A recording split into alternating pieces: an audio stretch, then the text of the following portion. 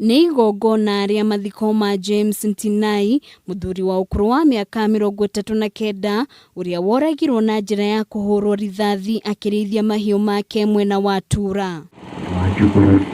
Akĩaria hĩndĩ ya mathiko maya, mũmbunge wa Laikipia ya rũgongo Salare Korere augĩte bamĩrĩ itanyihĩire 6 nĩ itigĩtwo nĩ endwa ao, gũkũ akĩorota maabitha a ũgitĩri nĩ kũgonderera wĩra-inĩ wao na gũtirĩ kinya matacũkĩtie rĩa gũikia ngono ekinaĩ acio. Lakini kwa serikali we are demanding, si ati tunaomba, tunaitisha haki yetu, mali yetu kulindwa, watoto wetu kulindwa na ardhi yetu kulindwa. Kũringana na Lekorere, ekinaĩ acio marongoreirie kwenderia mũingĩ guoya na nĩguo makorwo magĩthama na kũgĩa mweke wa kwĩgwatĩra mĩgũnda yao. Kwa 2018 ilitupatia askari wa NPR.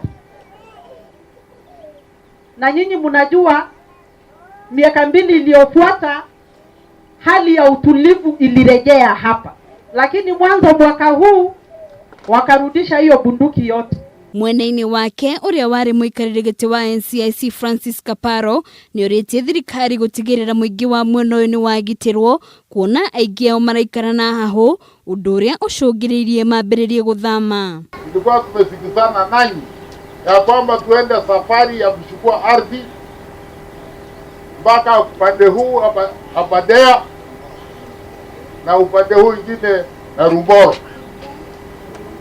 Hiyo ndio ilikuwa mkataba yao na jamii yetu. Maya mokĩte thutha wa mũtabarĩri wa mĩhang'o gĩtarũ-inĩ kĩa Rift Valley George Natembeya gwĩkinyia mwena ũyũ na kũria mũingĩ gũthingatithia thayũ. Handũ-inĩ ha Kameme TV, rĩtwa rĩakwa nĩ Wambui wa Maina.